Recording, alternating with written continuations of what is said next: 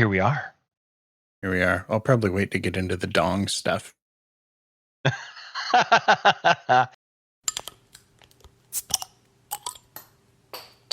Start the game already!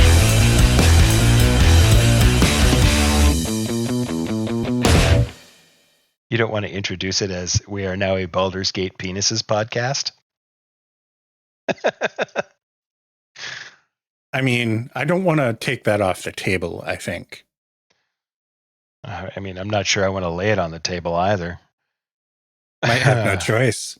I mean, yeah. Did you see the patch notes? I did. I actually went in and created a new character just so I could see the swinging dicks. What are you drinking, man? I, in honor of Christmas, have some eggnog and some rum. How about you?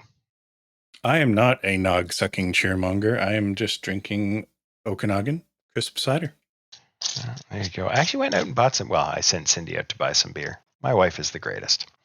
Because she went out and I said, I don't know, buy me some beer. And she came back with a 6-pack of Steam Whistle and a 4-pack of Guinness. So very nice. I'm set for like the next 6 months. We need to start recording more often. I don't know. I need to keep my job. I mean, I love doing this and everything, but I do kind of need to keep my day job at the moment. Yes, we're not quite paying the bills with this yet. Not quite. I mean, what with our 10 of subscribers? We love all 10 of you. It's true. Yeah. So, I guess before we get into what would be my main topic this episode, we have to address the Baldur's Gate 3 stream because we talked about doing it, and we so far haven't put anything online. Kinda. We did do it, but we left it unlisted. And before I made the VOD public, I got looking at things and decided I very much could not make it public. I haven't deleted it yet, but I'm going to have to. I was looking at some terms of service stuff, things I wasn't thinking about when we actually did the stream. But by pure accident, we went off the rails. So the general premise of what we were doing a tactician run with 2 gnomes. Now we decided at the beginning of the stream to pick up all of our companions and then at the first opportunity, send them back to camp, just dismiss them. And we get to that little beach part where we get Astarion. And I'm getting ready to dismiss him. And Telson's like, wait, I want to take his clothes. I like his armor. I thought it would look neat. Right. I'm sure you weren't thinking about, naked Astarion. You're like, hey, I like this guy's clothes. I mean, at that point, I had my awesome hat already. So you do that, of course, which leaves him naked. And then I start the conversation. As a gnome. To dismiss him as a gnome. And the camera shifts down to the cinematic position where there's literally my gnome head and pale vampire dong. Just right here, like 2/3 of my screen. Maybe I'll post some pictures of it somewhere from the VOD, but I can't put the VOD up. It violates all sorts of terms of use and will have our channel perma-banned pretty quickly, I think. Yeah, I mean, you could put it up on OnlyFans, maybe. Yeah. But it's just one of those things that, you know what, unless you do it, like, and have learned those lessons, I wasn't even thinking of. Yeah. Like, obviously, I couldn't be naked on camera. I get that would be a problem, not just, violating terms of use, but a problem in general. I have to pay people for that. But you don't think incidental nudity in video games the same way you would think of, somebody on camera being naked. Yeah. But I mean, it's kind of the same thing. It's at very least visually the same thing. I mean, the fidelity of the lifelike nature of the naked bodies of the people in the game are enough that, yeah, that's a naked dude. And he's not Jewish. So So shout out to Larian Studios for the efforts they put into realistic genitalia. They've since patched them to make them even more lifelike. Oh, who knew? I mean, it's literally like you can't look at it and not giggle. It's awesome. I mean, I'm not gay or nothing, but like just watching somebody just go doot loot loot loot, swinging their dong and helicoptering it around there's something funny about that.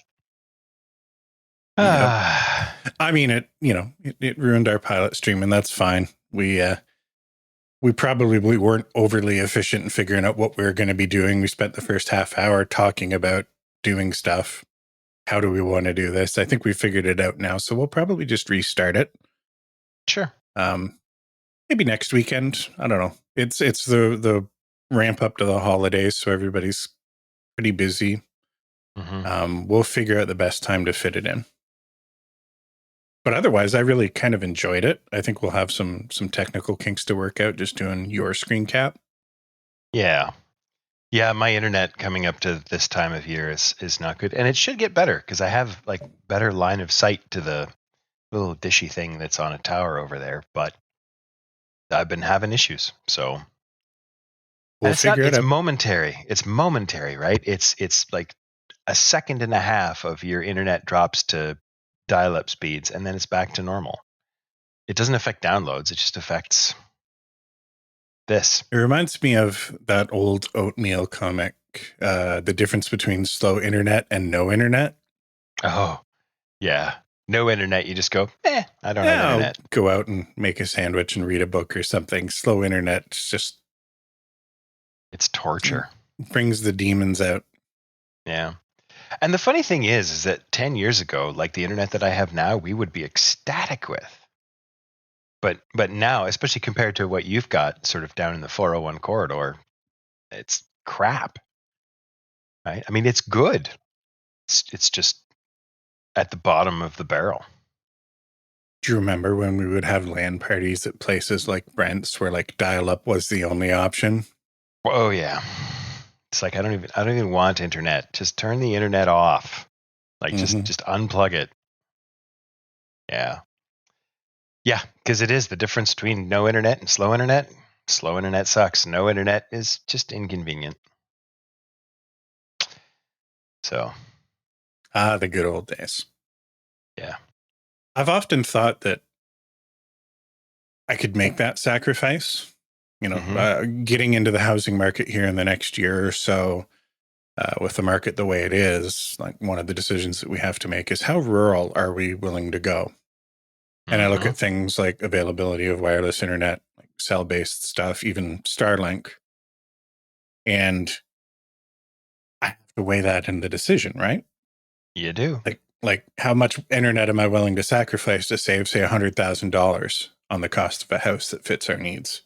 $100,000 is a lot of internet. You could just load it in the back of a station wagon and take it back and forth like that. Yeah. But not only do I, all of my entertainment depends on a decent internet connection. Like we don't even have cable TV. We cut the cord like, I don't know, 12, 14 years ago. Yeah, same here. And obviously the gaming that I do, the hobby stuff that I do is dependent on an internet connection. And I work from home a lot more now, and that depends on having a decent internet connection too. So it's not an easy sacrifice to make. Like even for me jumping into a situation like yours where, you know what, the internet is okay most of the time. Mm-hmm. But you just have these uncontrollable moments where it is just drops. Yeah. And again, like I could always stop playing a video game or be, hey, we'll record this podcast episode later, but in the middle of a work day or something, that would be. Honestly, it doesn't affect my work very much. The thing, work actually throttles my speed to such an extent that it's actually their VPN that causes me issues and not my internet. And it doesn't affect anything that you don't require. Like for example, it wouldn't affect an MMO. It doesn't affect. I downloaded a bunch more stuff for Campaign Cartographer last night. It doesn't affect that. Every once in a while, I have to restart a download if it doesn't have a, I don't know, whatever you call the back end thing where it'll auto restart. But it does cause problems if I'm trying to share screens on Teams, for example, or if I'm trying to do something like this podcast where we're talking to each other, right? Then it becomes a bit of an issue. But for work, like if I'm just uploading and downloading files, sometimes it takes an extra 5 minutes, no biggie. And I'm transferring big files. Like some of my CAD files are like gigabytes in size. Mm-hmm. So yeah, in my case, I mean, I'm just moving files so much. Yeah, syncs from web servers down, back up, part of the development gig, that it would be a timing thing, right? Like a minor inconvenience, a significant slowdown if I'm just doing my regular work. But like if I'm trying to put a fire out and my own internet connection just happens to be on fire at the same time, I think it'd be an issue. So we'll see how that goes. What I will say is that the options for connectivity in rural areas is only getting better and better. yes, I don't know that they'll likely ever get to the point where we'll have the reliability of, copper or fiber broadband, but yeah, probably they'll not close the gap. Yeah, I don't think that we'll get there like in the near future. But if you think about, like, for example, the copper, the copper that exists here, the reason that I'm on wireless internet is the copper that exists on my street was laid in 1948. So it's a little flaky. It's a little low gauge. It's got lots of interference. So the internet's actually pretty awful if you try and go that way. They are, in theory, upgrading the infrastructure here, but in the meantime, like I have a wireless connection between me and a tower that's it's about 200, 250 yards away, and it's fiber from there. So, Do you remember that place that I last lived in the county? We did a couple of LAN parties at that house out on Hayward Longreach. I vaguely remember it. Yeah. A place where we had the pool in the back. And anyway. Yeah. My curse of getting access to broadband, because I'd lived in like downtown Picton before that on dial-up because they didn't have broadband available.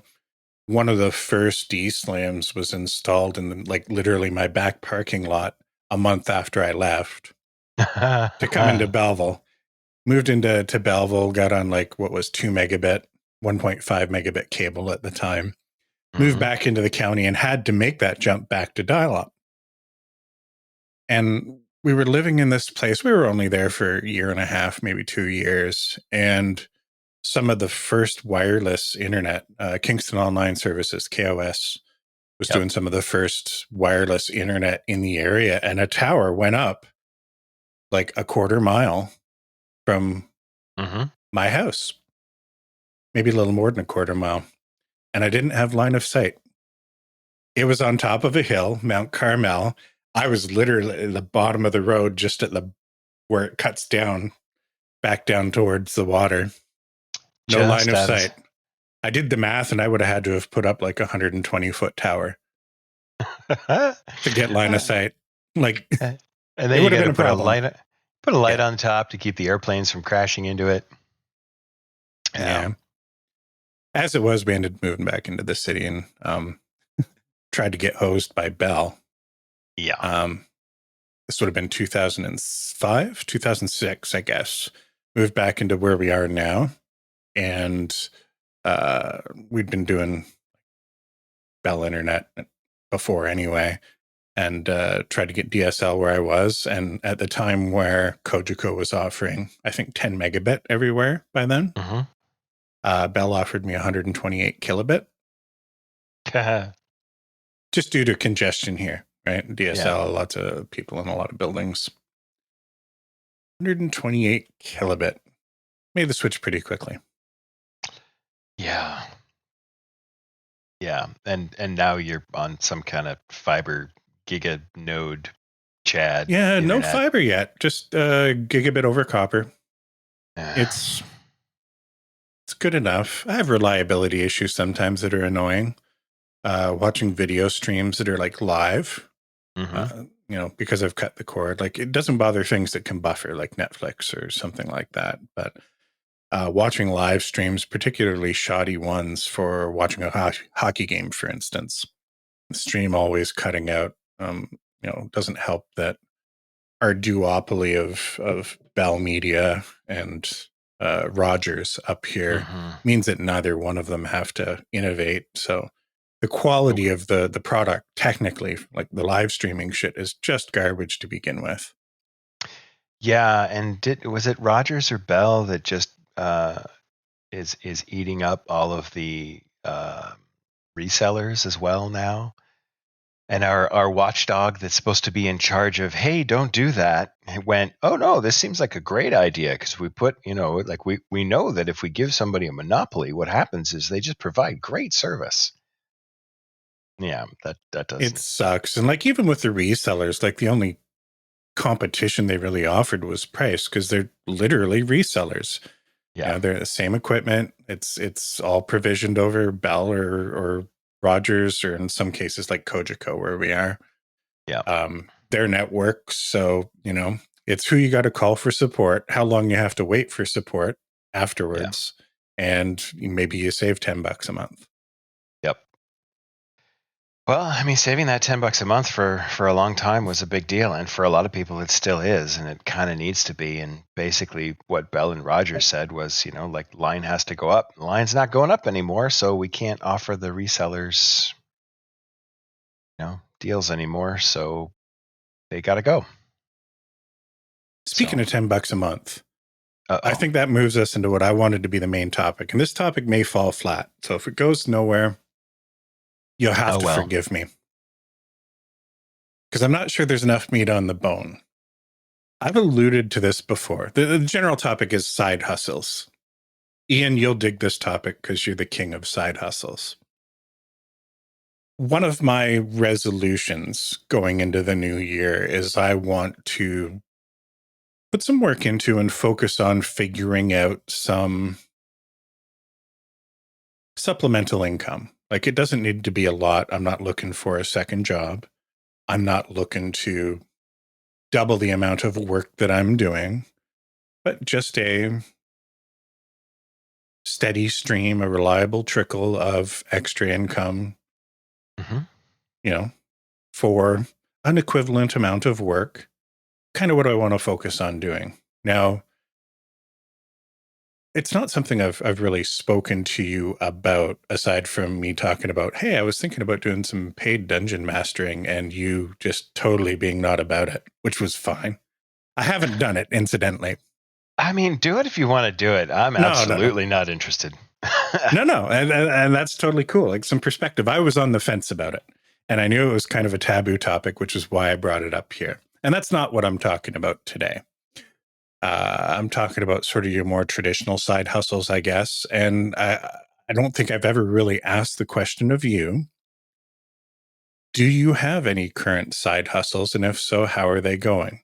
I know that you and Cindy used to do like a cake business kind of thing out of the house way back. And I was unpaid manual labor for the cake business. Cindy has side hustles. I'm the unpaid heavy lifting for those.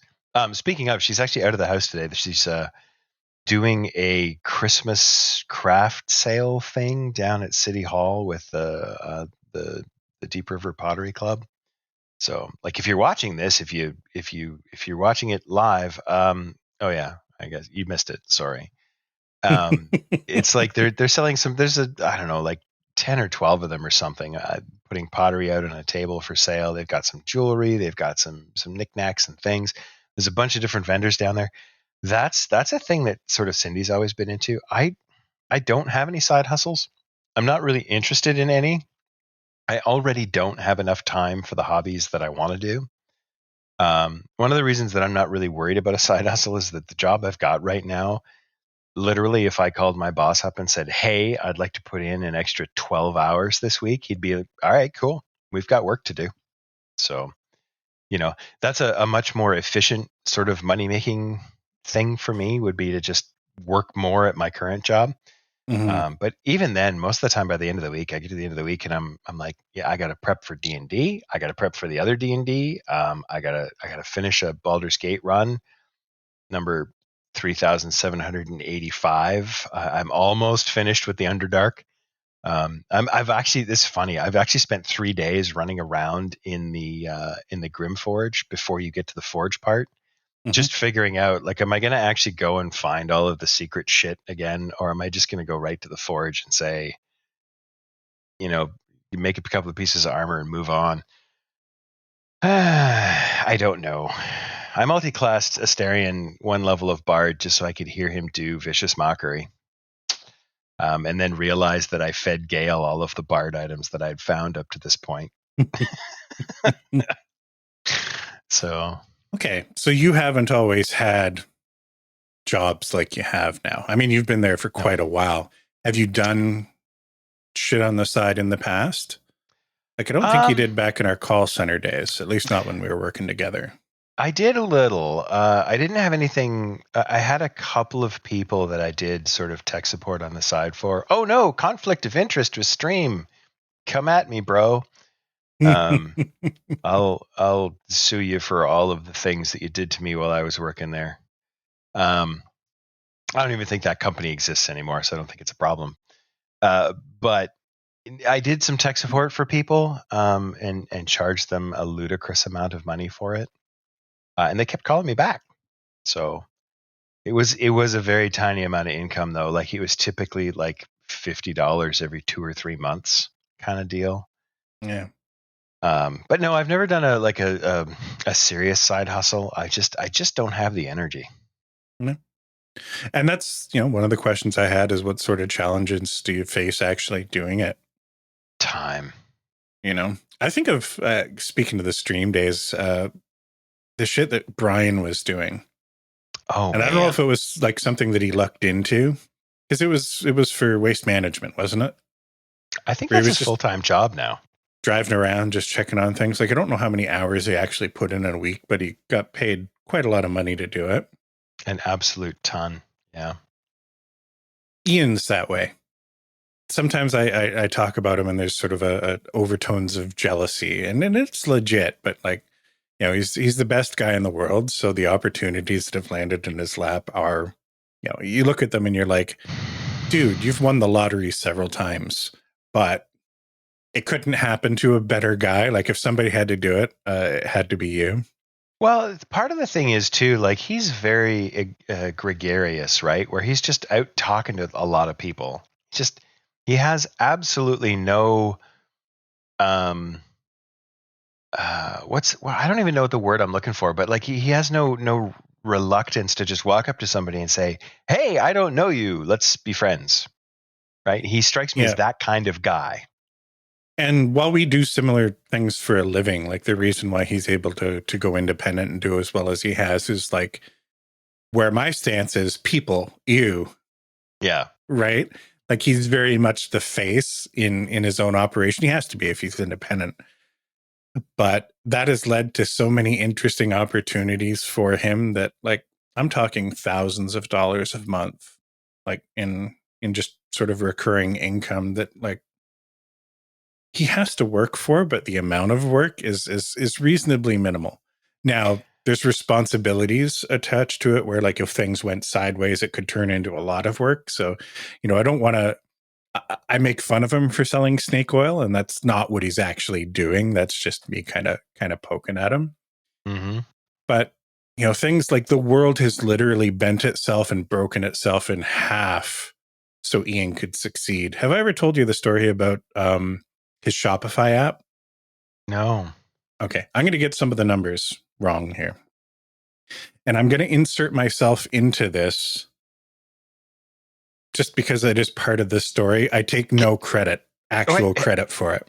Can I just, like, pause for just a second and suggest that, since this sounds an awful lot like you are writing an Ian career fanfic? I mean, you're not wrong. And part of the reason is I look at what his success with these side hustles has allowed him to do. Like, the quality of life that he leads. Like, some weeks he's working really, really hard, and some weeks he's just like, you know what? I'm going to go to Greece this week, with my girlfriend. The freedom to do that would be nice.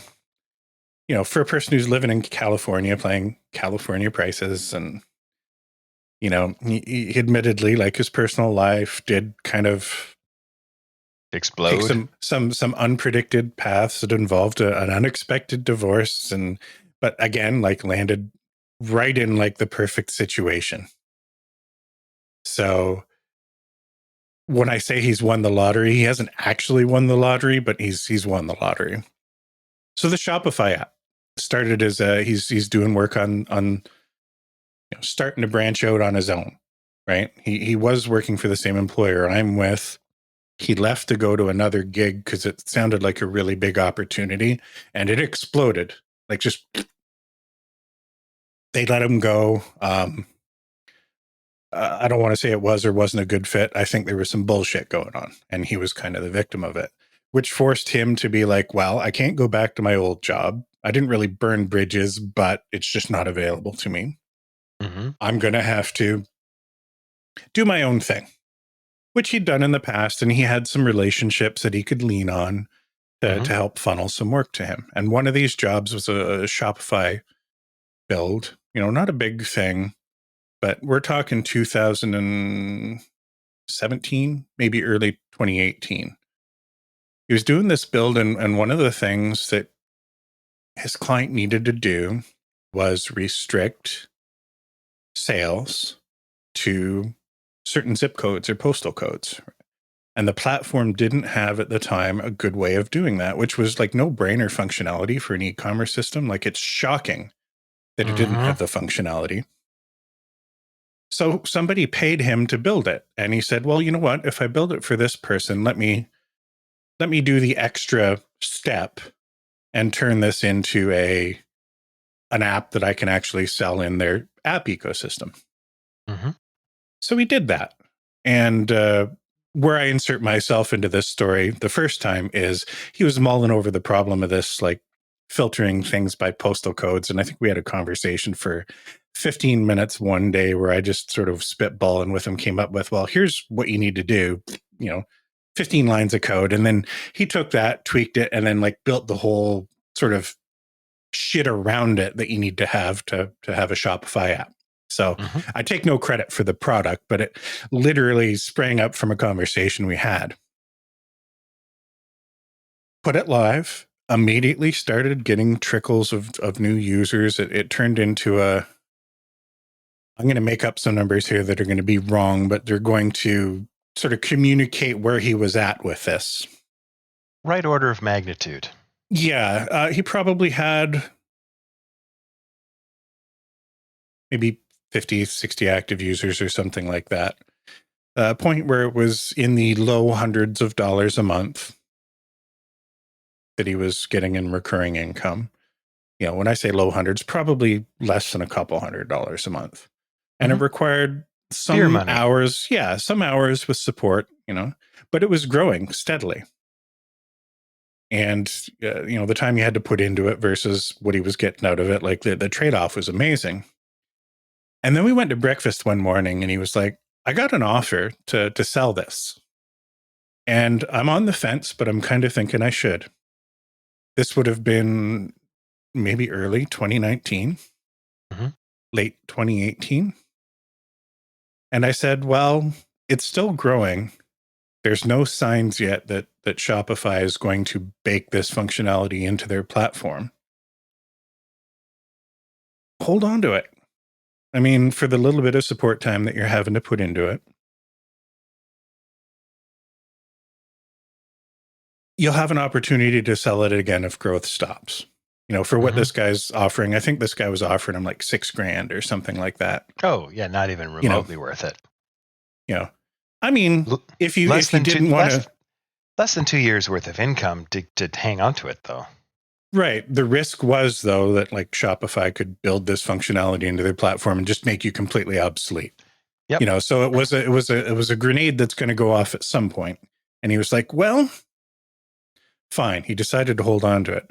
And then a global pandemic happens where a bunch of bricks and mortar shops have to move into doing online e-commerce just to stay alive. And like his install base, into the hundreds and hundreds and hundreds. He's now making thousands of dollars a month. Good for him. Yeah, absolutely.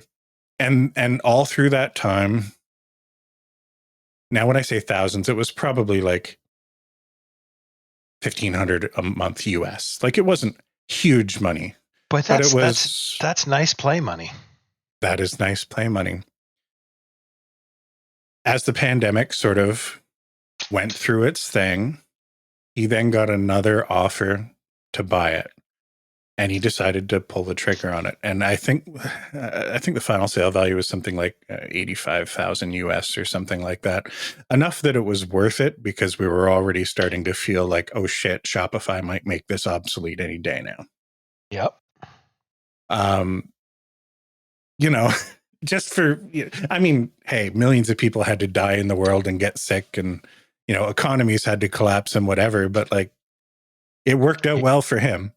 He did good. I mean, that's the thing, is that like when they say, you know, the harder I work, the luckier I get. It's hard work buys you more lottery tickets. You still got to win the lottery, right? And he did the hard work, and good for him, and he deserves the success, but he kind of won the lottery. He did. Like, how many apps have been developed by how many people that have gone absolutely nowhere, that have been just as clever? You just got to get the one that catches on, and you gotta ride it until it makes you rich. And that's the funny thing, because like I can't look at what he did and say, oh, I'm just going to do what he did and expect success. No, you might. You might, but the chances, realistically speaking, are pretty low. Like, he found a niche that wasn't being served. There was functionality that was absent, shockingly so, and he put something out to address it. So he had a demonstrated need. He was already getting paid to build it. That's another significant thing, right? Like, yes. He had to put a bunch of extra time in it to kind of wrap it and all the stuff you have to do to sell it. But the core functionality, he was being paid to build for something else. So he pushed it to the next level. It took off. Happenstance and shenanigans happened, and all of a sudden he's, I mean, it's not rolling it in money. He didn't win millions of dollars or anything like that, but that's just paycheck. One example of the kind of things that he does. Like, he got involved in, we talked about reselling of internet services, right? Mm-hmm. He's doing a whole bunch of like website hosting, mm-hmm. where you're talking about high uptime stuff, where he's got clients that are paying him $400-500 a month for. Again, he has to check in on it. Like, he's taking risks, and there's always the what if of, oh, I may have to step up to the plate if there's ever like major downtime or a significant fire. But what he's reselling is stuff that's costing him $20, $30, $40 a month for orders of magnitude and profit. And most months, aside from just checking up to make sure, yep, my backups are working, uptime looks good, my automated updates are updating, it's just set it and forget it. Which is nice. Mm-hmm. But again, though, he leveraged those relationships that he had with people, and that's the shit that I'm missing. Now, I'm not completely absent of my own success stories. I think I've mentioned it once or twice before, but I put a bunch of time in 2018 doing some video game art stuff, and you can kind of see it above me. I know it gets mostly cropped out in the main podcast feed.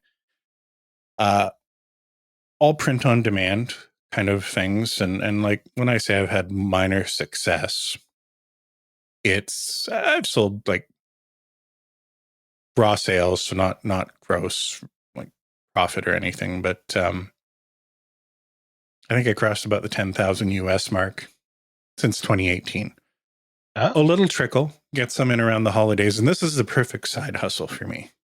And I'm trying to explore taking this kind of stuff and trying to operate at scale, because I can put in a bunch of work, mm-hmm. front load it, but then it's pretty set it and forget it afterwards. I have to handle the occasional support request.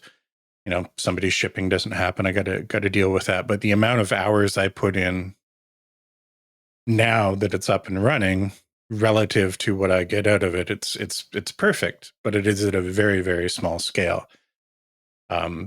For those that aren't aware of how like print on demand and sort of direct to garment fulfillment stuff works, in the old days, if I wanted to sell art and I was going to sell prints, I would have to pay to have a bunch of prints made.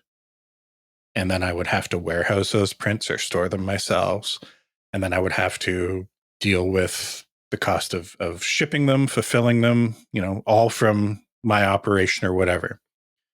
Which means not only are you dealing with an upfront investment that you got to hope to recoup back, and there's the risk associated with that, but it's just a pain in the ass. Something as simple as, well, where am I going to put all of this shit? Mm-hmm. With the direct printing kind of print on demand sort of stuff that's sprung up in the last 10 years, you don't got to worry about that. Now, it brings its other challenges, like making sure, because you're not in control of quality, you need to be pretty selective about what you're doing, who's doing it. There's a lot of ways for it to go poorly. Mm-hmm. I haven't got into the whole like garment game, like clothing, fashion stuff. Mm-hmm. It's somewhere I think I want to go next, and maybe involve my wife in. It's so uber competitive. Like the interesting thing about what I'm doing and the reason why it is at such a small scale is that I'm not paying to advertise. I'm not paying to market. Like I list my shit on Etsy, and people that want to find that kind of shit naturally come to places like Etsy and search for it. Mm-hmm. So it is very much set it and forget it. Where once you get into like I could probably just take what I've done now and start doing things like, well, let me sell it on Amazon. But now I'm incurring monthly costs. Yeah. And cut the you other get from Amazon is very, very small as well. Yeah. So I need to be able to count on volume. And again, I'm just moving into a more competitive space. I don't know what's worth it. And also, like with the particular thing that I'm doing with the video game art, I'm not doing anything that obviously infringes on very, very obvious copyright, other than I'm developing artwork that is very obviously inspired by a particular game. And in some cases, there's visuals that, like, you can tell looking at it, oh, hey, that looks like it's from that game. Mm-hmm.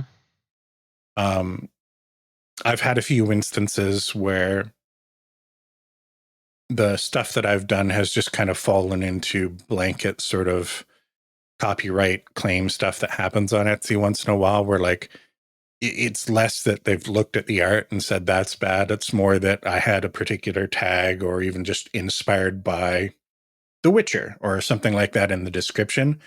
And they provide a list of like, here's 1,000 listings to Etsy, and Etsy just shuts them all down. And then it's kind of like YouTube copyright strike stuff where you then have to prove that you're actually not doing it. And that's kind of a pain in the ass. And trying to scale that up is going to create more of that for me, just doing this stuff. Now I am going to expand this. I've sort of got my shit set up to get back into doing the artwork again, but realistically, that's not a turn this into hundreds of dollars a month of reliable recurring income that I'm looking at. So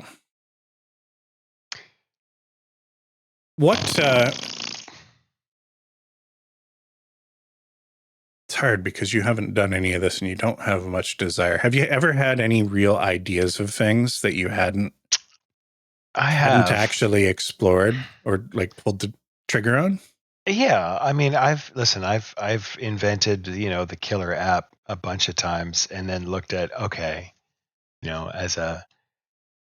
as a very basic type, hey, I can write an Excel macro, or I can, I can make an algorithm to do what I want. Looking at the work that's involved and actually getting it to where it needs to be, I'm like, no, just it's not worth it. I've thought about not so much a side hustle, but I thought about writing, right? Like actually putting words on paper and trying to flog that. But again, like the biggest challenge that I find is just like, where do you find the time? right? Like today, for example, I mean, I woke up this morning, I drank a cup of coffee, I built a shelf, I drove Cindy somewhere. I'm doing this. Like that's, it's my day off, and it's basically gone. And that's what a regular day looks like for me. Like where do you find the time to do it? You know, And maybe I that's,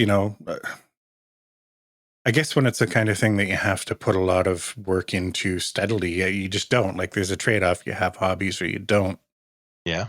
Um, something like writing, I don't know. Like it would be an interesting thing where if you said to yourself, okay, my hobbies are on hold for 3 months. I want to get 50,000 words down on paper during these 3 months. Like, would that be something you think you could fit into your life? Like I if you probably wanted to take it could. seriously. I don't know that I could actually do it. I've sat down to do it a couple of times. There's an organization / webpage / movement, NaNoWriMo, National Novel Writing Month, right? Which is Mhm. November. Like we're in the middle of it, or it's over now. My God, it's December. And I've sat down to do it a couple of times. I've gotten to 20 or 30,000 words and realized like this, just like trying to do it that way doesn't work for me. Mhm. It has to, like, I really need kind of back and forth, right? Like I'm really good at, I think I'm really good at, coming up with like Dungeons and Dragons type stuff, but there needs to be a little bit of input for me to do that, Mhm. right? There needs to be something for me to hook onto, right? To create that. So, I've thought about writing before. Um, and I have a bajillion ideas for like, killer apps and like this is gonna completely change the world kind of things. Way back in the day, I wanted to look at developing a platform where authors could self-publish, mhm. that allowed you to almost release content episodically, and people that, this is back before things like Patreon existed. This is back before, I mean, there's people who have executed on this idea better than I ever would have now. That tends to be the thing for me. I have a bunch of great ideas. I'll do a little bit of prototyping. They'll be like, this is fantastic. And then, you get to the point where you got to put real work into it. And it's like, now I got to work. It's going to be a second job and I got to deal with people. That's the killer for me. Right? If you could find me a side hustle where I never have to deal with a human being, where it's like, I don't know, I got to push a button, and every time I push the button, I get a banana. I'm all in. I'll push that button and eat bananas for the rest of my life. But I Yeah. gotta go to meetings, gotta pitch it, gotta sell it, gotta find somebody to buy it, gotta convince them that they need it. I don't know. Like, there's two things. Number one, that would be really uncomfortable for me, and number two, it's ideologically, I'm kind of opposed to it. Like Mhm. I'm biting my tongue a little bit with the whole idea of, passive income. It just because like I think about how that income flows through like the whole system, and like someone somewhere is doing work for nearly nothing. And that, you know, as much as I don't like Well, people, I do want them to all to find success. yeah, and I think, I mean, what you're not saying, what you're saying is not wrong. Like, look at the artwork stuff that I do. Someone somewhere is doing work for nearly nothing. That someone is me, right? Because by the time I see money, everybody has taken their chunk out of it already. So, uh, I'm paying for the physical product. I'm paying for the cost of the labor of doing the printing. I'm paying for the fulfillment stuff. So it's not like, hey, random sweatshop in China that, are basically slave laborers putting out this shit. The reality is why it's passive sort of supplemental trickle income, versus real income, is that what's left for me afterwards is very, very small. But the trade-off, and the acceptable trade-off, is I don't have any of the risks that I would have if I tried to do it a more traditional way. Mhm. Like the risks of paying to have a whole bunch of stuff screen printed or properly printed, warehousing it, sitting on a bunch of stuff that I may never sell and recoup my money back. Like, I don't have to deal with that. It's an interesting model, like the people that do succeed with this style of thing, because it can be a filter for things that are worth taking seriously. Like, eventually it gets to the point, like, let's say I'm doing t-shirts. Like, I would probably not get into doing t-shirts. I've thought about it before, but it's so competitive.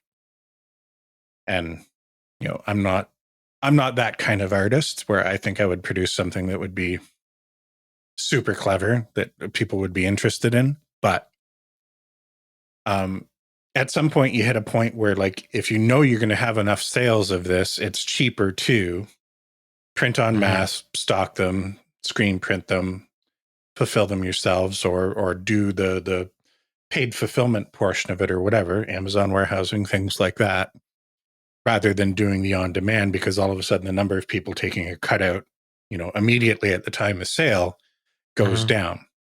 There's efficiencies to explore, but you can use this on demand type stuff to find the products that are worth doing that, so that you're not having to take so many leaps of faith. But I don't think it's, I'm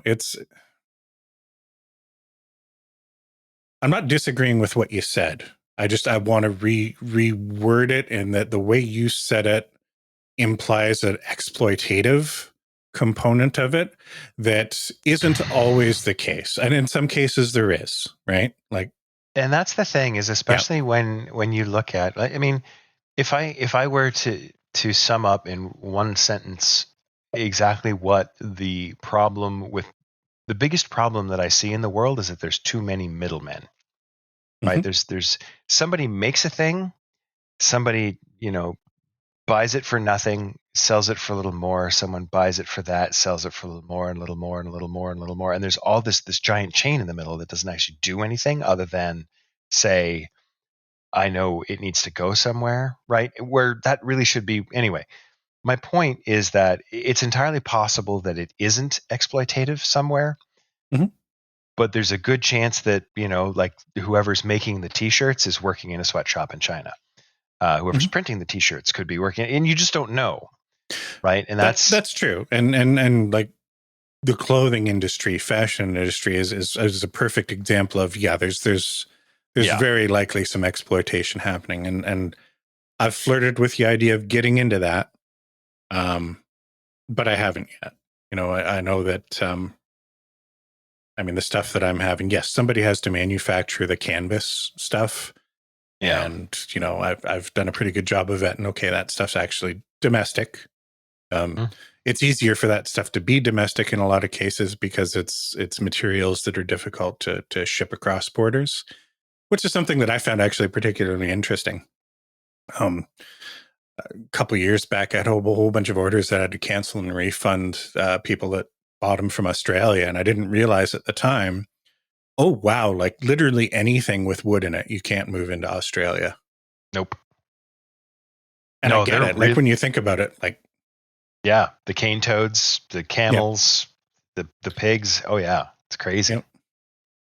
Yeah, I totally get it. But it was one of those things where, I didn't think to even restrict my sales in advance to places like that. Because, like, I mean, why would I know that? That's one of the learning lessons.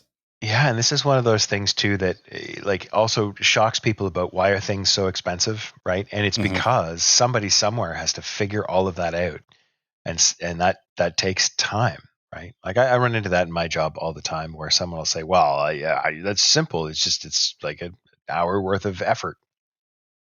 Well, yeah, once you know the solution, finding the solution takes the time, and it's the same kind of thing. And I definitely don't want to jump all over the idea of, like, selling stuff on Etsy. It's one of those things that crosses my mind every time that I think about, like, hey, I could buy this, I could sell this, I could get involved in something. It's like, where is it coming from? Like, what links are in this chain that I don't know about? And part of it is because I've been listening to the Behind the Bastards podcast, right? And in the last week, I've listened about the British East India Company, and the Dutch one. And there's like the Belgian Congo thing, which was, I mean, I knew it was bad, and then I listened to this, and I'm like, oh wow, like we're just scratching the surface, and it was real bad, right? And the sort of repercussions of that are going forward. So it sort of sits in my mind about like, what am I doing, and is that okay? So it just sits at the front of my mind whenever I think about stuff. Hey, and it's, you've accused yourself of being a lot of things in the past, not overly positive, but it is a testament to your character that you take the time to even think about those things where most people don't. Our entire capitalist-based society is dependent on the fact that most people don't, both as producers and consumers, right? They just don't think about it. And I get it. Like, it's a lot of effort to think about it. It's the reason that people don't get involved in politics. And you know what? Strangely enough, that's a pretty good segue into table talk if you want to do that. Yeah, let's get into it.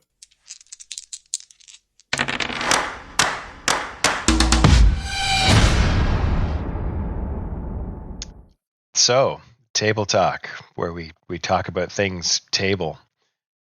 We started up well, I got an oak table, I got a coffee table, a dining room table. Wait, it's funny you should say that, because of course we moved into this house, which is I don't know if I've talked about this on the podcast before, but this house, it's just Cindy and I, right? And the house is too big for us, but we had the option of, for the same price, we can get a big house with a wooded backyard at the nice end of town with a paved driveway and a garage that's a little too big, or we can get the one at the other end of town that was built in 1948, has never been maintained, is half the size, is full of asbestos, and needs to be basically torn down and rebuilt.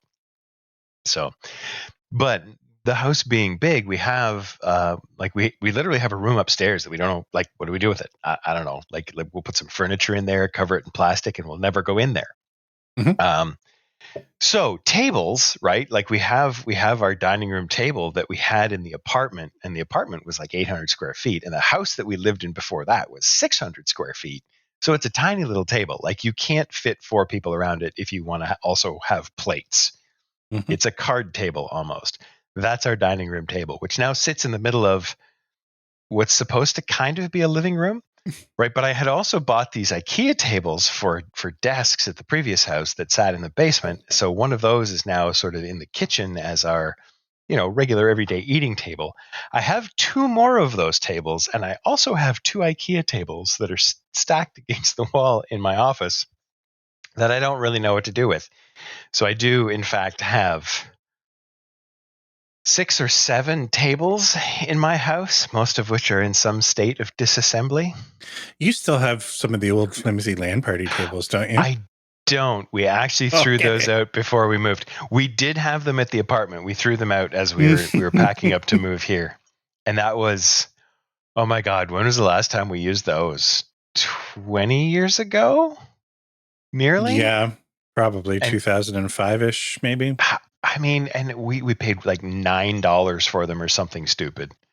And they were those shitty like fiberboard card tables that you could buy at Walmart with just like, they were painted black metal frames, really, really flimsy. And it was enough, just covered in like really shitty leatherette vinyl. And that's the first thing that went on mine. Like, that stuff all started falling apart. I got rid of my tables probably in 2006, 2007. But I do remember you saying you still had the ones we bought. Oh, they were covered in duct tape and patched, and yeah. The legs actually lasted pretty well. They had a little bit of rust on them, but they were in reasonably good shape. See, back in the land party days, Telson and I were the ones that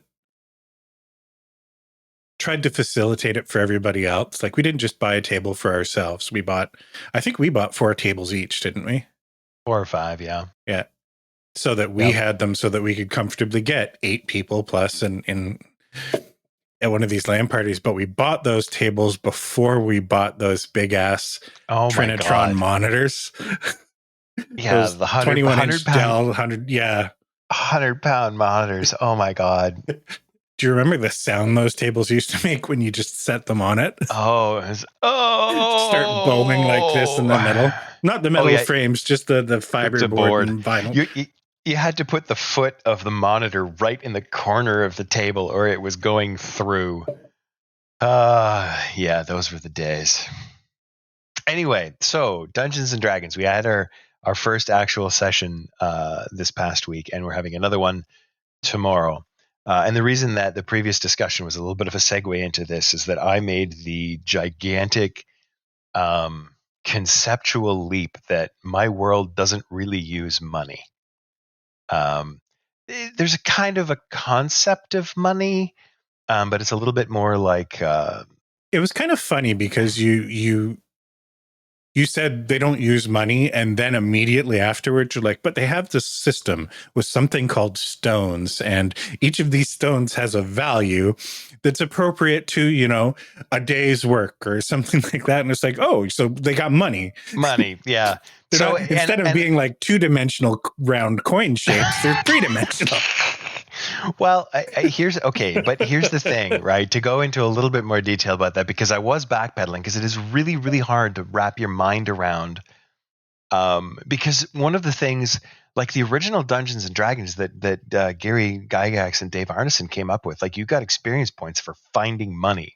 The point of the game was to find money and make money and get money. And when you read like Gary Gygax's sort of correspondence around the game that didn't make it into rule books and stuff, it was all about how do you take players' money away? Because the only way that they're going to go out adventuring again is if they run out of money. Like we've evolved a little bit beyond that in the game now, where it's like your motivation is sometimes money based or it's collection based, but it's not necessarily, well, I've got enough money, so I'm going to stop adventuring now, because we want to keep playing the game. As a brief interruption, quasi parting gift, if you're interested in this, Puffin Forest did a read through of the Advanced Dungeons and Dragons rules. It really called attention to some of the what the interesting fuck was things. he thinking? Yeah. Check it out. Okay, sorry. I didn't mean to interrupt, but that's totally fine. So the stones were more and one of the things that I warned people about when I started this thing was like there's the good chance that stuff is going to get retconned and changed on the fly as we find it doesn't work. And one of the things that I changed nearly immediately was that stones are not money. They're the same sort of meta idea that money is, that here is a marker for something. But it's more like markers like you see in really bad mobster movies from Vegas, where it's here is a marker. It means that like I'm calling in a favor. So someone would say, hey, I need help plowing my field this afternoon. Here's a stone. And the social pressure is that, okay, this is someone asking me for help. And the stone is a marker that says, help, I really need help. Right. And you feel more of a social obligation to say, okay, well, I'm going to do this and I'll accept the stone. But I mean, it's not really payment so much as it is an indication of gratitude, I guess, and also obligation. But when you start turning in stones that are in for drinks and food, I mean, it's pretty much money at that point. If you did, but you don't. This was something that we'll have to explore as we go on, and I'm going to need some help with the concept of it, because it's like I say, like everything in our lives is driven by money. You cannot exist anywhere in the modern world without money.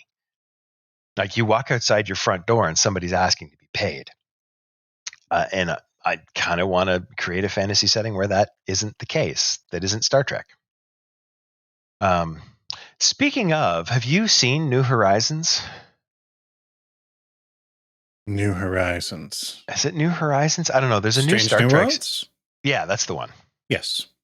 Okay, I haven't. Cindy just started watching it, and I like caught a few minutes of it. The Chris Pine Enterprise, or not the Chris Pine, the Christopher Pike Enterprise one with Anson Mount. Yeah, I actually, Tony and I quite enjoy it. Yes. Like, I caught a few minutes of it. I'm like, after- this it's looks still like not Star Trek. Like it isn't, but of all the It's like close. the modern sort of everything Yes. after Enterprise, and following in the wake of and almost being a spin-off of Discovery, which was just insufferable.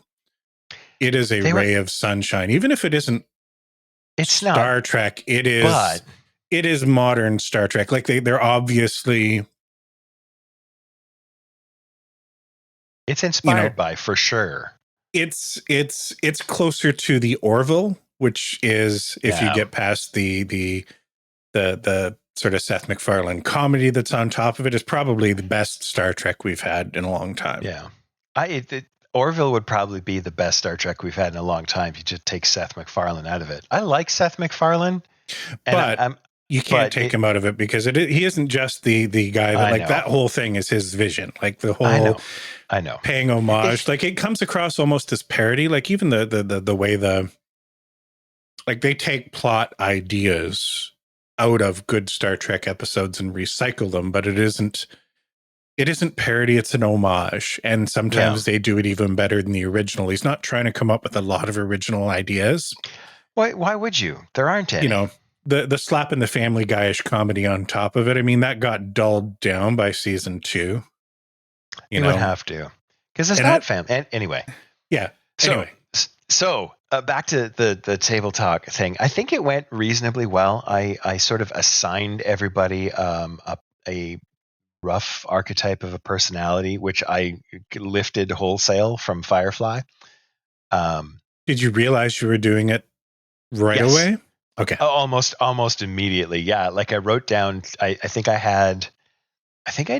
did Cindy's first, I did Tanya's second, and then I'm like, okay, so I know that I want to make Chris the leader. Okay, this is the crew of the Firefly. Like I got it. Right. And then starting on Sunday, my friend Rich will be playing with us. And I was like, I've run out of characters from Firefly so I didn't actually, part of the reason is that I haven't played Dungeons and Dragons with him. So I didn't have a personality to try and stretch him into. But I did actually have a role to stretch him into. And I took a stab at, he's probably never played one of these before. And the very first thing he says, well, I've never done this before. So has he played D&D? He has. He actually on Sunday afternoons, we may sometimes have to push it to 6:30 or 6:45 because he will be coming home from his brother's house where he's playing in a Dungeons and Dragons campaign. Anyway, so he'll be starting on Sunday. But yeah, so I assigned those, and then I was, I've lost the thread of what I was trying to say here. That's probably not important. Roles, archetypes. Yeah, it was just sort of pushing everybody a little bit outside their comfort zone, and then making up the story and trying to figure out like how does a world run without money. And in the end, it's basically like the town, especially because it's a small town, basically works like a commune, right? If you've got, you share. It's going to be interesting to see if people can actually do that. Mm-hmm. It's an interesting. First of all, trying to develop a setting with those fence posts in mind is I think it's an interesting challenge and refreshing. It'll be interesting to see if it works, and I'm not going to actively try and derail it, with my own ideas. But I will try and contribute where I can. It's also interesting being a player in the game. Now, first of all, don't take anything I say here as a criticism, because it isn't. Okay. Okay. And we ran into these differences as we were both trying to contribute to this initially, and we had our beef, right? Yeah. But it struck me last week that this is the first real homebrew of yours that I've played. Like, you did sort of the hub homebrew stuff, but you, for the day-to-day stuff that we were doing in sessions, you were leaning on other things and sort of building off of them. So for context for the listeners, our OG group that just picked things back up last Sunday, we picked up like a couple of years ago getting into Curse of Strahd. We played through a sort of a modified, kind of leaned out Curse of Strahd, where you sort of pick and chose some stuff and made some sensible changes for our group. And then we jumped into sort of a hub adventure that started turning into this homebrew thing for Telson, which, imagine the TVA from Loki, because the first thing when episode one of Loki dropped, I kicked Telson a text or messaged him, and I'm like, I hope they're paying your royalties, because Telson had established this sort of very similar idea, even very similar themed kind of thing. It was close. But with what he was doing, it allowed for like almost a quantum leapy style thing where you would get dropped into a setting in a place with different, functionally speaking, you could play a different class or even a different game system entirely. We didn't explore that too much, but what you ran in those games, so you did Curse of Strahd, then you were leaning on some of the stuff from Tales from the Yawning Portal. You got us partway into Sunless Citadel, and then Hidden Shrine of Tomoe-chan. Is that what it was? Yeah. Yeah.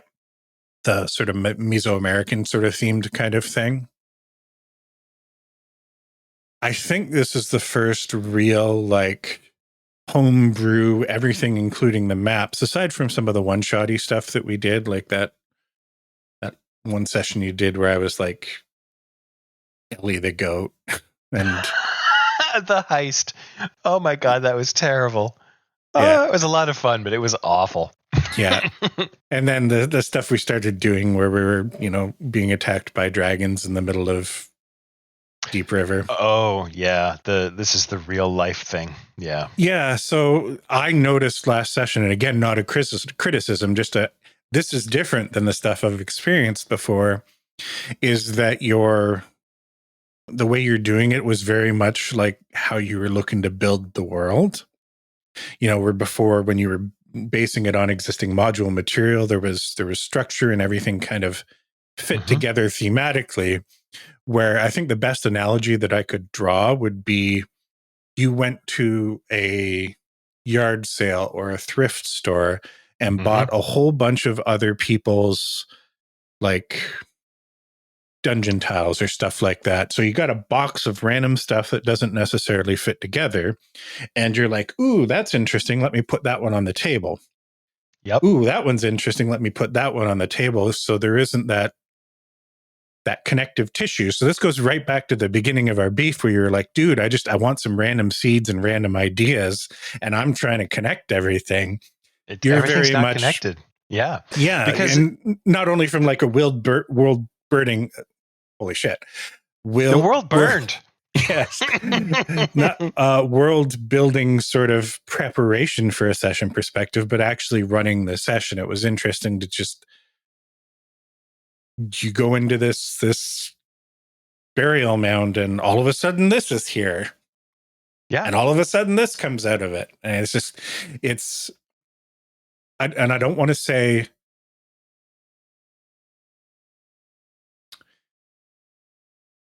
juvenile, but not in a negative way, in a refreshing way, where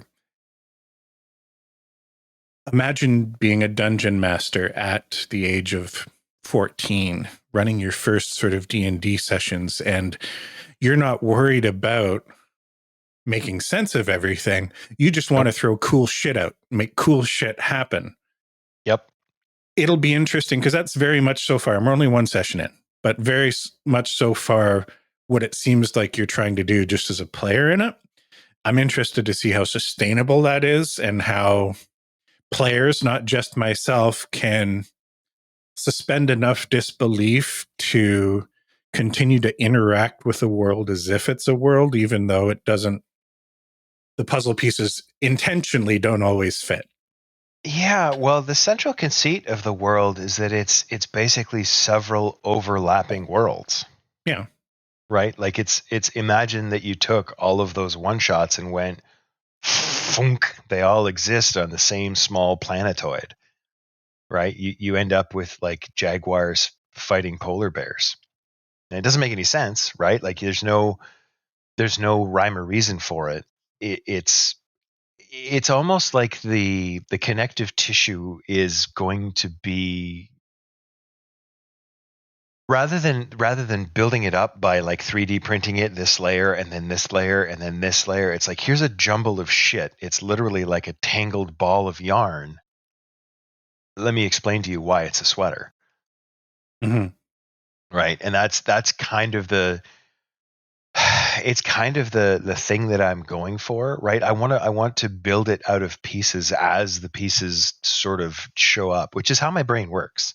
Mm-hmm. Like I've mentioned before, like there's sort of two standard ideas about design. Either you start with the pieces and you assemble them together into a thing, or you start with the thing and then you figure out what pieces you need to make that thing. I tend to start in the middle and go, well, I'm going to need this piece because it's going to go there. And it's like, well, you don't know what the final thing is, and you don't know what all the pieces you have are. And it's like, yeah, but I got these 3 cool pieces. I want to see what I can make out of it. And that's sort of where I'm going for it. So if that's the feeling that you're getting, then I'm hitting the mark I want to hit. I agree with you, though. It'll be interesting to see if I can keep it up. Yeah, and I mean, there's a certain amount of let's call it what it is, just making shit up as you go along, right? Mm-hmm. And I mean, like good Dungeons and Dragons is a lot of that. So again, it isn't like a negative criticism, but it is very obvious that like there isn't like there's pieces of a world here, loose tiny pieces, Yeah. and we're going to make up everything else as it becomes relevant. So Mm-hmm. It'll be interesting to see how like players around you sort of stay on for that ride. Well, it depends Like, on how much of a driving force they're willing to be, too. yeah. How did you okay, let's look at session 1. What were your expectations for session 1, and how do you think it went relative to your expectations? My expectations, I'll be honest with you, like the situation at the Barrow was intended to be a little bit more of a puzzle than it was. Like there were an awful lot more pieces to that I expected to get to before, oh, hey, we should destroy the portal. Oh, okay. Right. Like if I had pulled this from an online module, I'd be like, they went and looked up the module and read how this is supposed to be solved because it was that quick.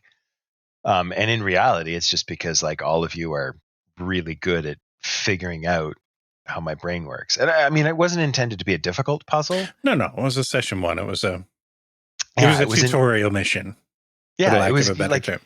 get used to your characters, sort of get a feel for how the world works, get a feel for how you're going to be interacting with each other, get a feel for who's in town, which, you know, I don't know. I found it really funny. I did not, by the way, make up Ellie, the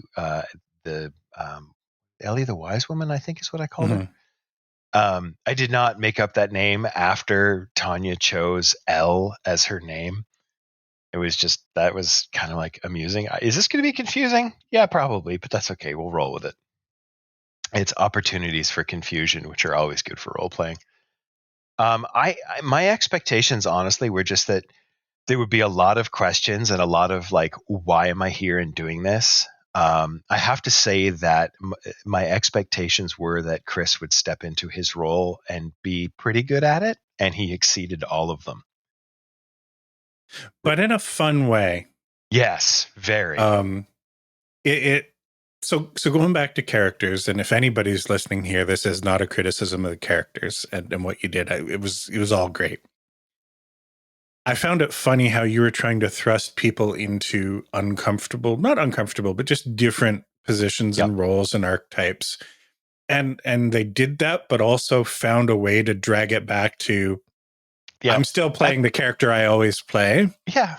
and that's You fine. know, like Cindy's playing. What was her archetype? Was the she was playing Jane, wasn't she? Jane, like the Jane Cobb character. Yeah, but without the dark edge. Yeah. Right. It was more just the punch first, ask questions later. Like rather than say, how should we approach this? Oh, geez, I think there's something behind the door. It would be no, fuck it. Kick the door in. Let's go. Yeah. And she stepped into that pretty well. She did, but then she managed to marry it with the very much Cindy stuff. This is beer and it's amazing, and I'm going to go take one to my gran. And wait, who's Graham? Oh, your grandmother? Like, because we didn't have enough backstory to even really know that. So I think a few of us were a bit confused there, where it's like, what is she doing and where is she going? And it's like, oh, she's playing Kaya or whatever, but this one actually fights. Yep, it's totally fine. Yeah, no, it worked out well. And Tanya, similarly, she's just part of it is she's never even really looked at druids and how they work before. No, but she's just like, the first thing a druid's going to do is take these hand axes and do some backflips and which was perfect. It's totally fine. Yeah. Oh, she felt like she was doing it wrong, and I was trying to reiterate afterwards. Like, I think she hasn't leveled up yet, so we're probably going to go through that maybe today or tomorrow morning. And she's worried about, I guess I'll have to learn how to play a druid properly. I'm like, no, don't lose that part of you that is uniquely, this is what Tanya is playing D&D, because that levity is something that like our group needs. Yeah. Mechanically speaking, you can, learn how shapes, whatever. But yeah.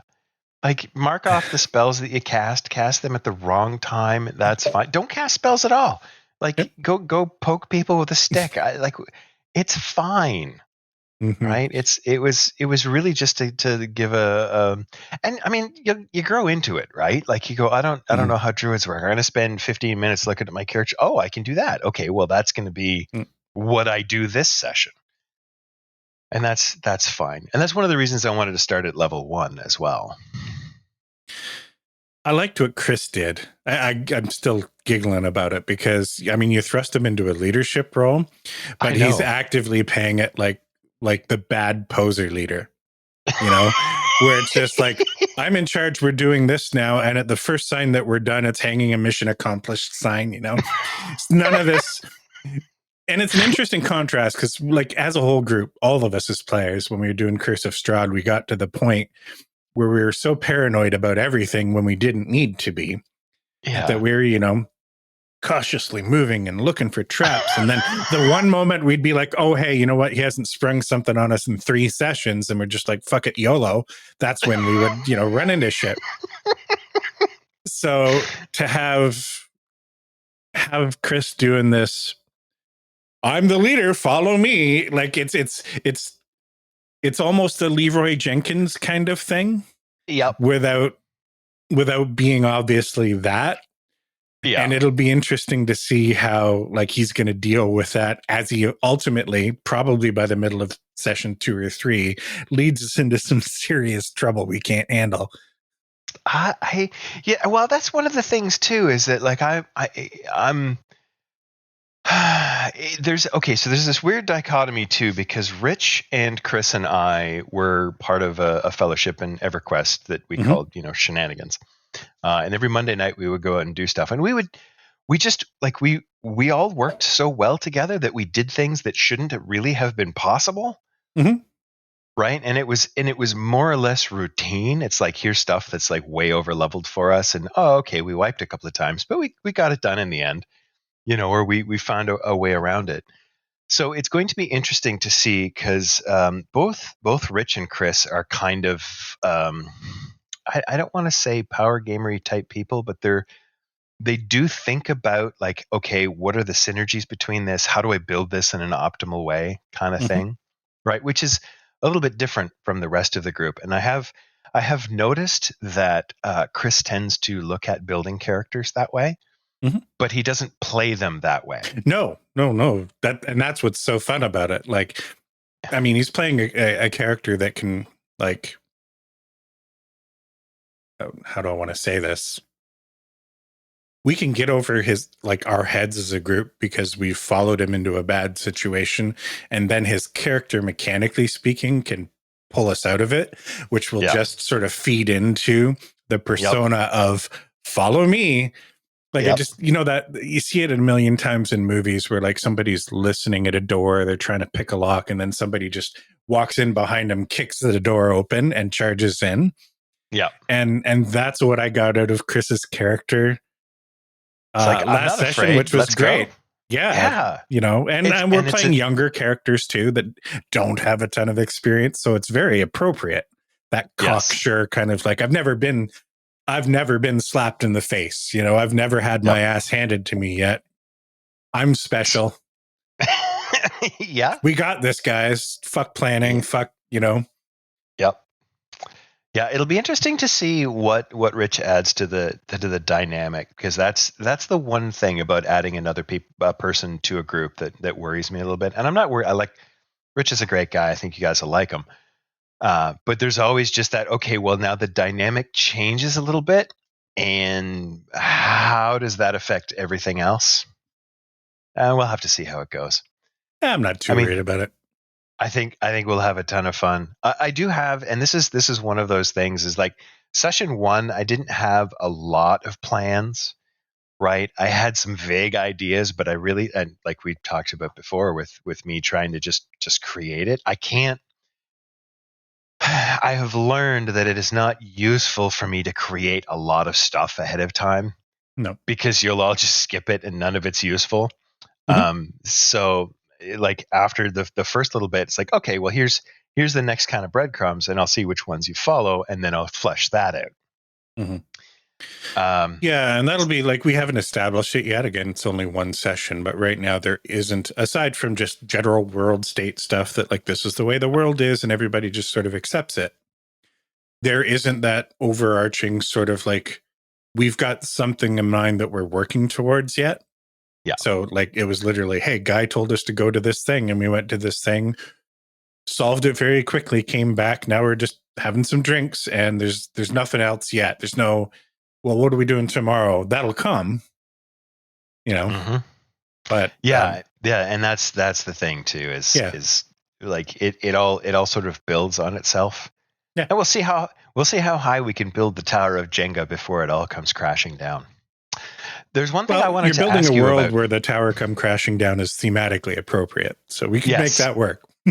Yeah, absolutely. I was doing some transferring yesterday. I think I wanted. Okay, so, like, off onto a tangent. I took my computer apart, and just to put some hard drives in it, because I have some hard drives sitting around from other computers where I'm like, I think I have some data stored on here that might be important. Rust. Yeah. Wow. Like several. I pulled one out and I'm like, do I even want to install this? This is 160 gigabytes. Right? Here is the ultimate, oh my God, I'm getting old moment. I took my computer apart and went, where in the fuck is my hard drive? Right? Like, I know it's an M.2 NVMe, so it's going to be tiny and it's a card and it's slotted in somewhere. I'm like, where is it? It's under my video card. And then I wanted to plug in some extra SATA drives. I had to take my video card out anyway. And then I'm like, because the SATA ports are also, like, under the front of the video card. I'm like, okay, so this is annoying. Fine. I don't want to take the video card out. What if I take the front bezel off? Because they're, like, I could maybe get into them that way. Maybe they left a hole there where you can plug in SATA cables. Nope, it's solid mesh. But in taking the front panel off, I had to take the power button out. The power button is not actually in a socket of any kind. It's just sort of sitting in a little hole where it doesn't really clip in. For context, before I let him continue here, Towson betrayed everything that nerds hold dear, and he bought a pre-made computer. Yeah, it was $1,000 cheaper. Like, we spent 20 years piecing together computers out of whatever hardware we could find and afford, and customizing it, doing our own case mods, and no, he just I don't have time anymore. It looks good. Buy that. To be fair, yes, it would have been cheaper at that particular time. Oh, that was fantastically cheaper. At the very tail end of the crypto mining really influencing the prices of graphics cards. So it was actually cheaper for me to buy, because the tower has a 3070 GTX in it, or RTX 3070 in it. Mm-hmm. And it was cheaper to buy the box than it was to buy the video card on its own. Yeah.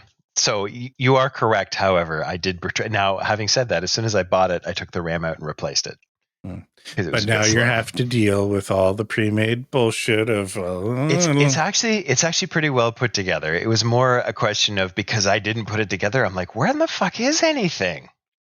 So I took the front bezel off. I took the power button off, and I'm like, oh my god! So I'm elbows deep in this thing trying to figure out how. Okay, so I got to take the video card out, and I take the video card out, and then I plug the SATA cables in, and they just, because there's this friggin' angle bracket on the front of the video card to hold it in, because of course it's a brick. And it just barely interferes with the SATA cables, so you have to take the SATA cables and very carefully 90-degree bend them out of the way. I get the thing back in, I get it all put back together, I push the power button, and nothing happens. And that was when I sent you the message that I can't find the Molex so cable. you weren't actually talking about Vampire Dong then? No. See, I thought you were making a joke about getting it up, because it literally went from one comment to it won't start, or I can't turn it on or something like that, and I can't find the Molex cable. I was like, is he making a dog joke? No, it was a non sequitur, and it was intended to be a non sequitur, but it was literally because I'm like, it won't start. Why? And the power button wasn't clicking anymore, right? Because I hadn't pushed it in far enough. Anyway, so I took the whole thing apart and put it all back together again. The reason that I went on this giant tangent and told you about that is that I put some of the older hard drives in, and I had a bunch of movies that I had ripped from somewhere. And one of them is this thing called Orc Wars, which I thought, what the heck is that? So I looked it up on YouTube, and I'm like, this looks like something I really, really want to watch. Like, it's a kind of independent, low budget type of movie. It looks like somebody in Australia sort of bought surplus after the Lord of the Rings movie was done and went, hey, can I have all of those orc costumes? And they said, sure, give us $100 and you can take them all home.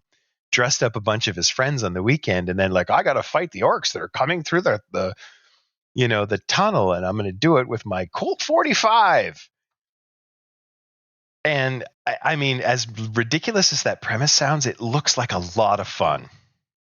So anyway, there's that. That's my my tangent for this episode. So closing thoughts on the table talk thing then before we move on. We're playing again tomorrow. What do you expect? I'm hoping that we can integrate Rich reasonably well, that we will all get along and have fun. That we will punch monsters and take their stuff, and that you will find some nifty things. I'm sure we can make that happen. Well, we've already talked about Ian a fair bit, but he did send a pod bag question. We're already getting late in the episode, but we're going to give you some bonus material here, because we recognize it's been a couple of weeks since we've put something out.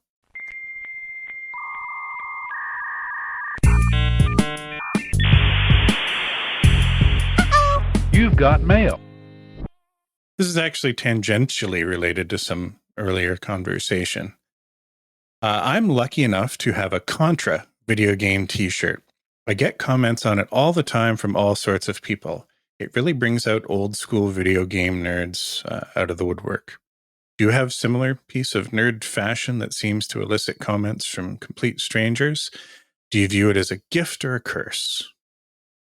And my answer would be no, not really. I have grown out of every piece of nerd fashion that I've got. We have a thing that happens at the arena here once a year called NerdCon? Geek Fest. That's what they call it. And it's basically just a bunch of, nerds and geeks to get together and sell merchandise to each other. I'm not entirely certain that they actually sell a lot. They do trade a lot of things back and forth. Cindy has gone a couple of times, and she's brought home some t-shirts. You know the people you see on sort of the side of the street, and they have all these weird things and spray paint, and they'll like put down a jar lid and spray paint, and then their hand and spray paint and paper, and they end up with this like, wow, look at this thing. I have a couple of t-shirts that are like Star Wars and Doctor Who scenes that are done that way with bleach on a black t-shirt. They do occasionally elicit comments, but not of that strength or nature, because it's subtle enough that people are just like, oh, hey, Star Wars. So, no. Do you Neither have a gift nor a curse. Do you have a dress code at work? I know you work out from home mostly now, but we do. But it's basically like cover your bits. Oh. I would have thought, like, I mean, you got a lot of engineers and like super nerds in that environment. I would have thought you would have had that kind of nerd office culture kind of stuff. It was one of the reasons, actually, when I was originally offered this job, one of the things that attracted me to this place is one of the people doing my interview was wearing shorts and a t-shirt. Because it was the middle of July or August, and it was hot, and the building didn't have air conditioning. He's just like, it's hot. I wore shorts. We do have, like, there is a dress code. You have to wear closed-toed shoes. You can't wear heels. Just because there's a lot of places at site which, like, there's grates and things, so it's important to be safe like that. There's but nothing places that would prevent you from wearing, nope, printed tee with nerd shit on it. No, nerd shit is fine. I think there's something about coarse language. There's something about like political and religious symbols, if I recall correctly. But if it's subtle, it's not.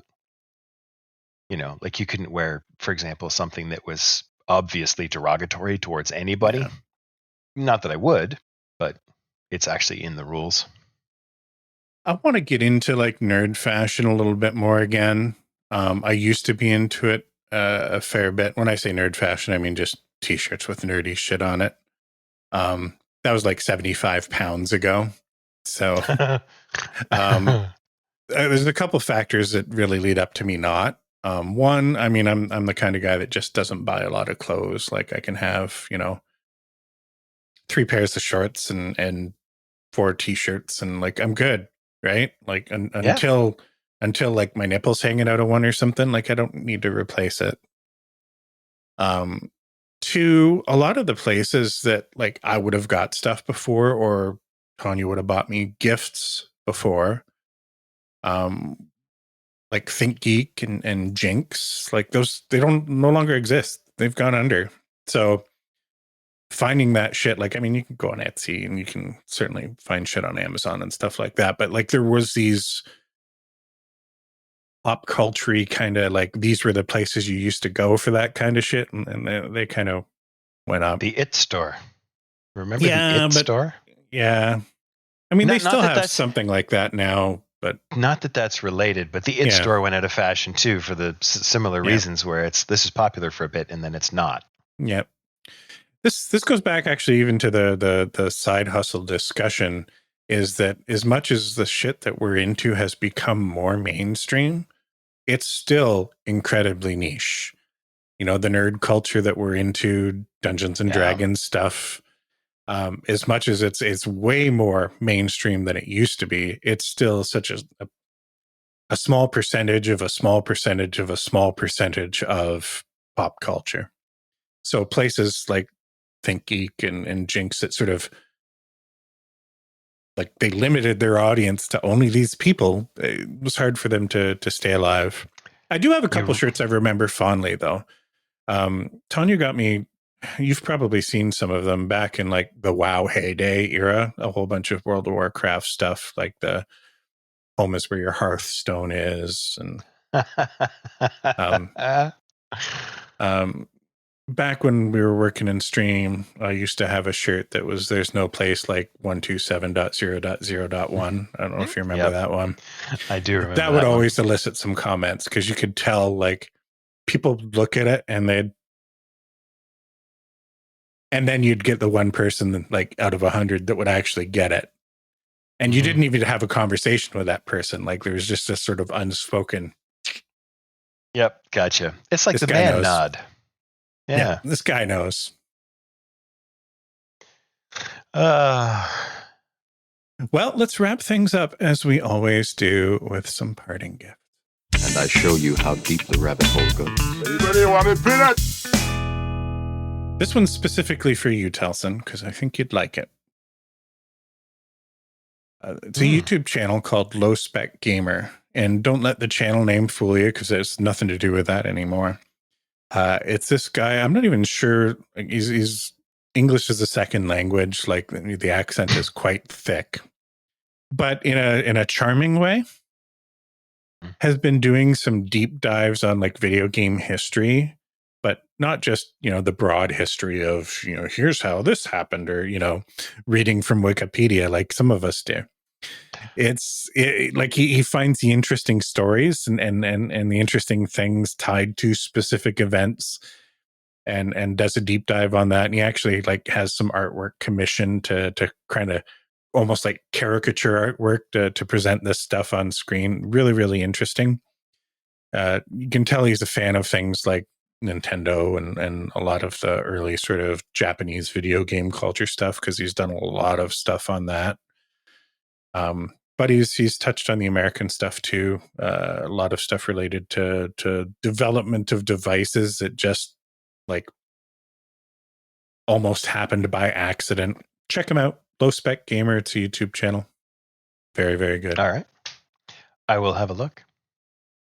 We should probably tell people something about why, the latest Nerd Fight hasn't hit the screens yet in their local theater.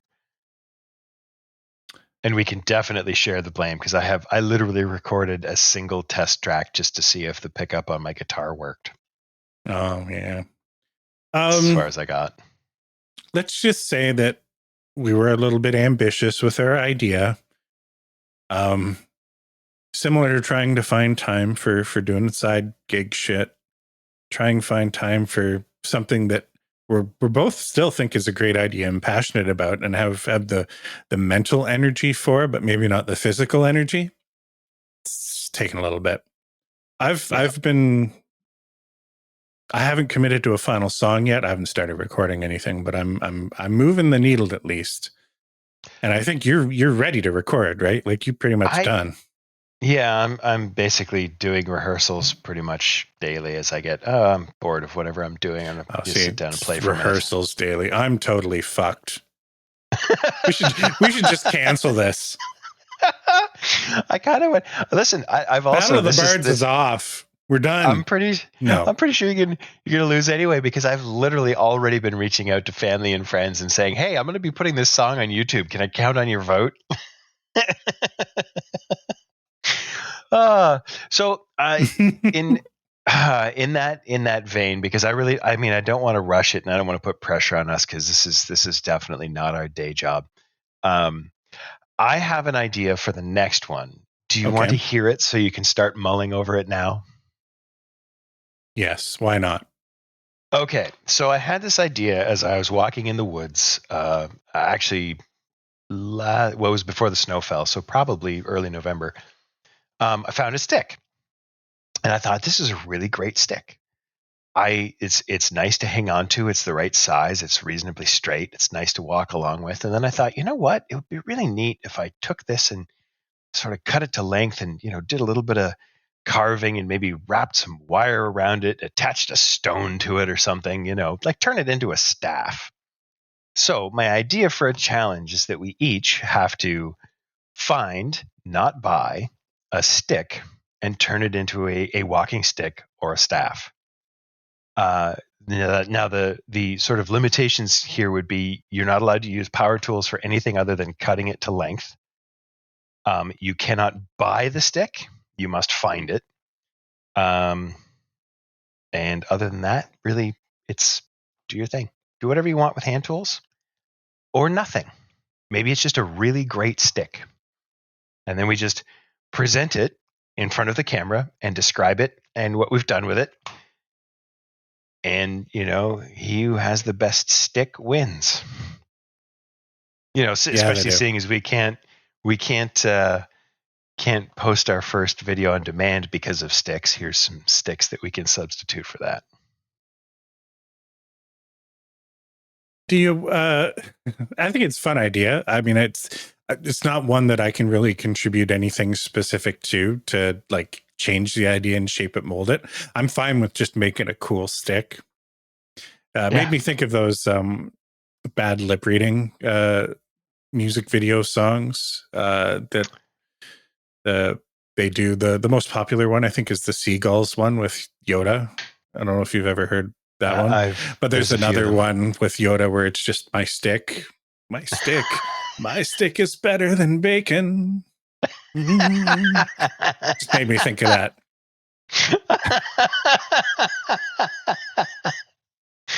I actually have Cindy bought me a walking stick at one of the craft shows that she goes to, and it's got a name. It's called like Gustavus, and they've like carved a face into it and stuff. And I don't want to go to that kind of level of effort. Well, I'll tell you what. Let's make an offer here. I'm going to throw it on the table.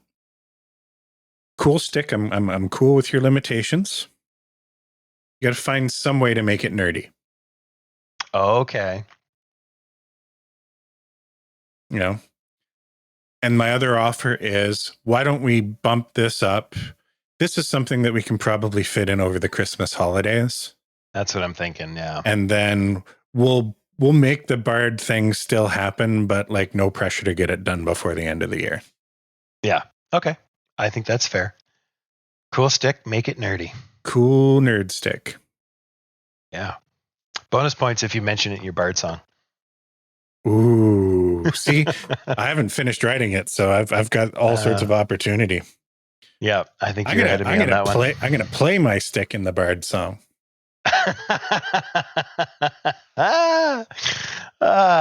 Your stick can't be an axe. Now,